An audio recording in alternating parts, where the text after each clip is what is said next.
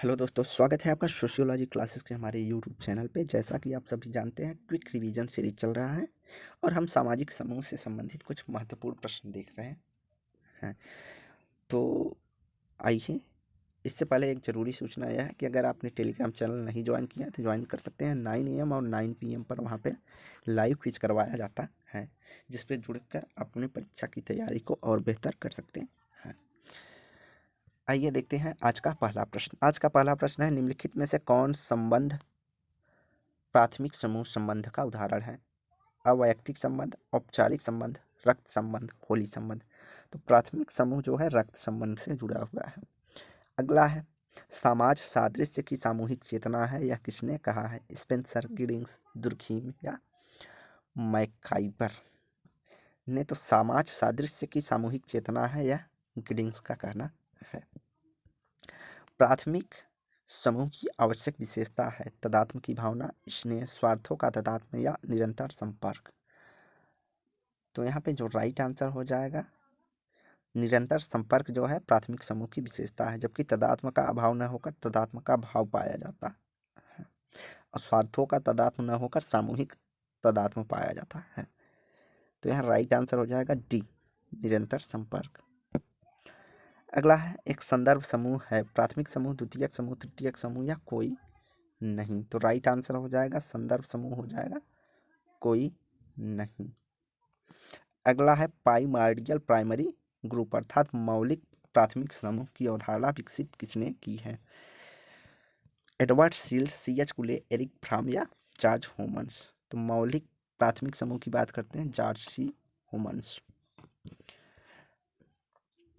अगला है, संदर्भ समूह व्यवहार प्रकट होता है केवल सापेक्षिक अभाव बोध के रूप में, केवल सापेक्षिक संतुष्ट बोध के रूप में, उपरोक्त में से दोनों या उपरोक्त दोनों में से किसी में भी नहीं।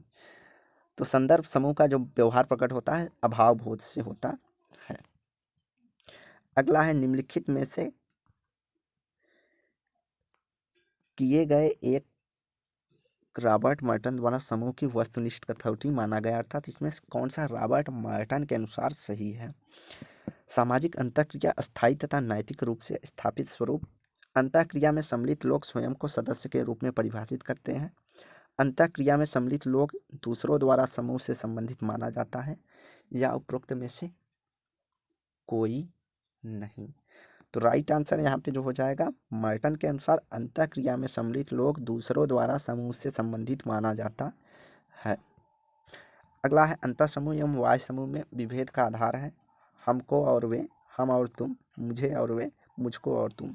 तो अंतः समूह एवं वाय समूह को हम समूह और वे समूह भी कहा जाता है। अगला है, निम्न में से किसने एक अर्ध समूह कहा जाता है? किसे? राज्य को, परिवार को, जाति को, उत्तेजित जनसमूह को। तो राइट आंसर डी हो जाएगा, उत्तेजित जनसमूह को अर्ध समूह कहा जाता है। निम्नलिखित में से कौन एक संदर्भ समूह का आवश्यक संगठक है? द्वितीयक समूह से संबंध, सापेक्ष वंचन, वाय समूह के प्रति अंतर समूह भावना या समूह विमुखता। तो यहाँ राइट आंसर हो जाएगा, सापेक्ष वंचना की जो भावना है वह संदर्भ समूह से जुड़ी होती है।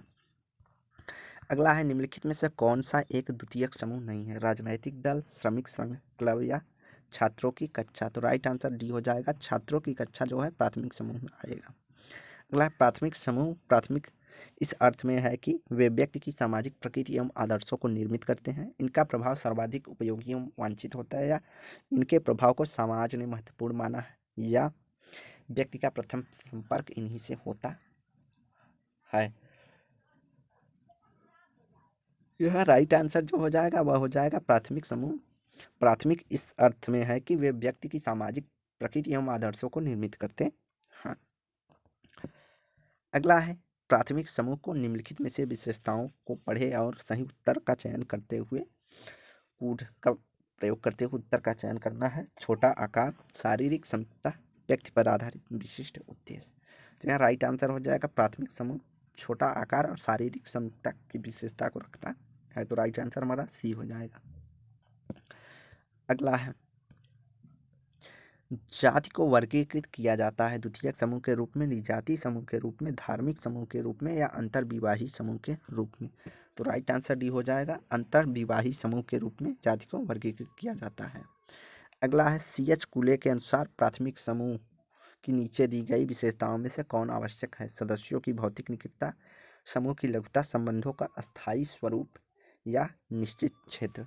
कूट के देखते हुए चयन करना है। तो यहाँ राइट आंसर जो हो जाएगा वह हो जाएगा 1, 2, 3। सदस्यों की भौतिक निकटता, समूह का छोटा आकार, संबंधों में अस्थायीपन का स्वरूप समूह के लिए आवश्यक है, जबकि निश्चित क्षेत्र होना जरूरी नहीं है। अगला है किसने कहा है कि समूह से तात्पर्य व्यक्तियों के किसी ऐसे संग्रह से है जो एक दूसरे के साथ सामाजिक संबंध करते हो? बोगार्ट, किलिंग एंड गिलिंग, मैकाइवर एवं पेज या बेबर। तो यहाँ पे राइट आंसर जो हो जाएगा वह हो जाएगा हमारा मैकाइवर एवं पेज का कथन है कि समूह से हमारा तात्पर्य व्यक्तियों के किसी ऐसे संग्रह से जो एक दूसरे के साथ सामाजिक संबंध रखते हैं करते हैं। अगला है काल्पनिक संदर्भ समूह की अवधारणा किसने दी है? मिलर, समनर, क्लाइनबर्ग या मिल्टन। तो राइट आंसर हो जाएगा काल्पनिक संदर्भ समूह की बात करते हैं क्लाइनबर्ग।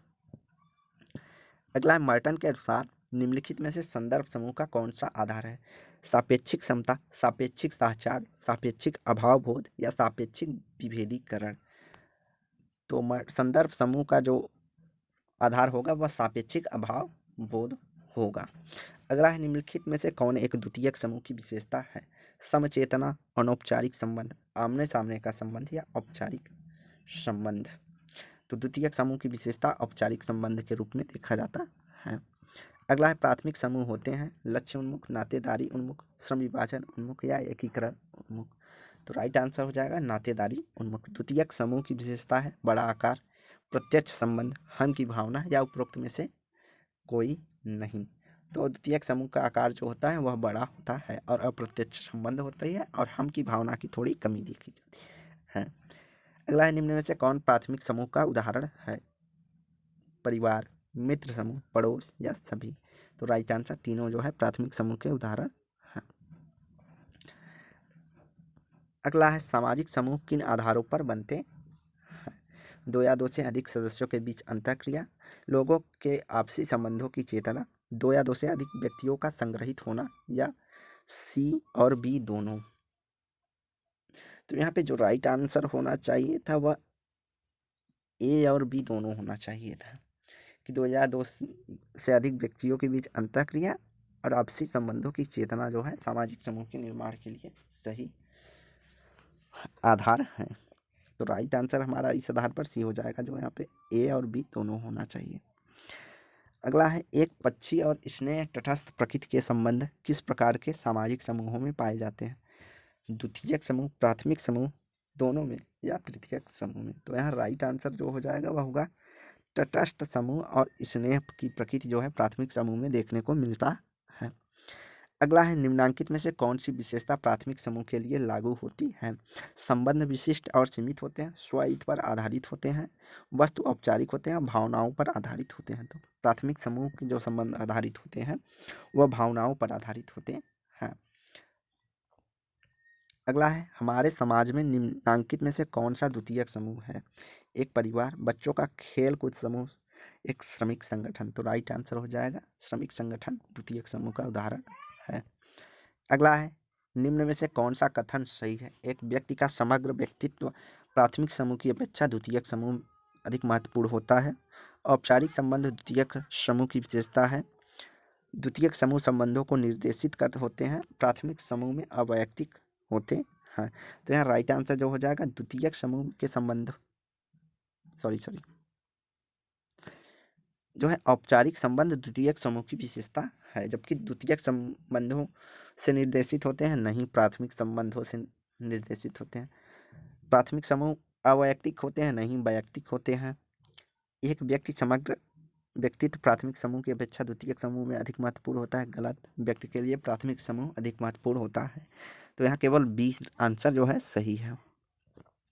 निम्नांकित में से कौन समूह को अभिव्यक्ति करता है?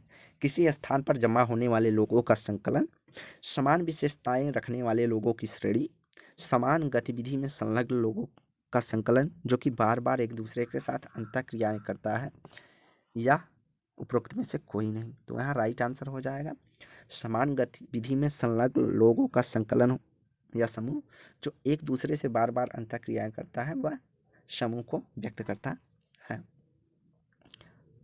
अगला है निम्नलिखित में से कौन एक समूह से हमें मान्यता, स्वामी भक्ति एवं सहायता करने की प्रवृत्ति की अपेक्षा करते हैं? प्रकार्यात्मक समूह, प्रकल्प समूह, अंतर समूह या जयशील साफ्ट। तो राइट आंसर सी हो जाएगा। अंतर समूह से हम मान्यता, स्वामी भक्ति और सहायता प्राप्त करने की प्रवृत्ति की अपेक्षा करते हैं। अगला है द्वितीयक समूह होते हैं नातेदारी उन्मेषित, उद्देश्य उन्मेषित, संबंध उन्मेषित या धन उन्मेषित। तो द्वितीयक समूह जो होते हैं वह उद्देश्य उन्मेषित होते हैं। एक ही समूह के दो सदस्यों के मध्य उत्पन्न होने वाले संघर्ष को कहते हैं अंतर समूह संघर्ष, अंतर संरचना संघर्ष, नकारात्मक संघर्ष या वैयक्तिक संघर्ष। तो जब एक ही समूह के दो सदस्यों के मध्य उत्पन्न होने वाले संघर्ष को हम अंतर समूह संघर्ष कहते हैं। किसने तुलनात्मक और प्रामाणिक संदर्भ समूहों में अंतर किया है? हेराल्ड एच केली, हार्बर्ट एच साइमन, आर के मर्टन या टालगट पार्सन। तो राइट आंसर हो जाएगा सी, मर्टन ने तुलनात्मक और प्रामाणिक संदर्भ समूहों में अंतर किया है। अगला है समाज का कौन सा समूह परिवर्तन नहीं चाहता है? वाय समूह, श्रमिक समूह, व्यस्त स्वार्थ समूह, संघर्ष समूह। तो राइट आंसर हो जाएगा जो व्यक्ति स्वार्थी होते हैं वह समूह में परिवर्तन नहीं चाहते। समाजशास्त्री मानदंड के अनुसार निम्नलिखित में से कौन सा उदाहरण समूह की रचना बनाता है? श्रमिक संघ, मित्र मंडली, ग्राम या राष्ट्र। तो राइट आंसर जो हो जाएगा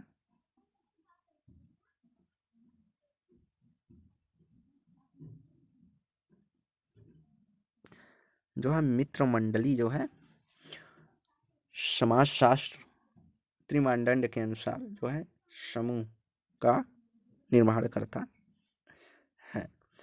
और वैसे तो समूह यहाँ पे कौन कौन से, श्रमिक संघ भी द्वितीयक समूह की श्रेणी में रखा जाता है और मित्र मंडली को प्राथमिक समूह की श्रेणी में रखा जाता है। तो इसलिए दोनों जो है क्या होना चाहिए था आंसर, लेकिन यहाँ पे हम मित्र मंडली को चुनेंगे। अगला है कुले के अनुसार प्राथमिक समूह नहीं है परिवार, राजनीतिक दल, मित्र मंडली या पड़ोस।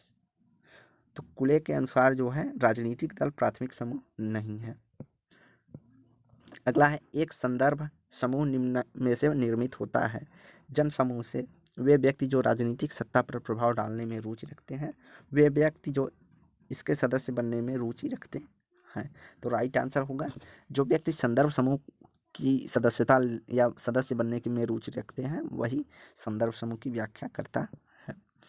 अगला है निम्नलिखित में से कौन सा प्राथमिक और द्वितीयक समूह में नहीं होता है? प्राथमिक समूह का आकार छोटा होता है जबकि द्वितीयक समूह का आकार बड़ा होता है। सत्य है। प्राथमिक समूह के सदस्य सीमित क्षेत्र में बिखरे होते हैं, द्वितीयक समूह के सदस्य विस्तृत क्षेत्र में होते हैं, यह भी सत्य है। प्राथमिक समूह के सदस्यों के संबंध परोक्ष होते हैं जबकि द्वितीयक समूह के संबंध प्रत्यक्ष होते हैं, तो यह विपरीत दिया है। प्राथमिक समूह में प्रत्यक्ष संबंध पाया जाता है जबकि द्वितीयक समूह में परोक्ष संबंध होता है। अगला है प्राथमिक समूह के सदस्य स्वतः एक दूसरे के साथ सहयोग करते हैं जबकि द्वितीयक समूहों में ऐसा नहीं होता है, तो यह भी सही है। तो यहाँ पे पूछा है कौन सा नहीं है अर्थात गलत है, तो राइट आंसर हो जाएगा सी, प्राथमिक समूह के सदस्यों के संबंध परोक्ष होते हैं जबकि द्वितीयक समूह के सदस्यों के संबंध प्रत्यक्ष होते हैं। यह कथन जो है गलत है। तो आज की वीडियो यहीं समाप्त करते हैं। वीडियो को लाइक एंड शेयर करें, चैनल को सब्सक्राइब करें। धन्यवाद।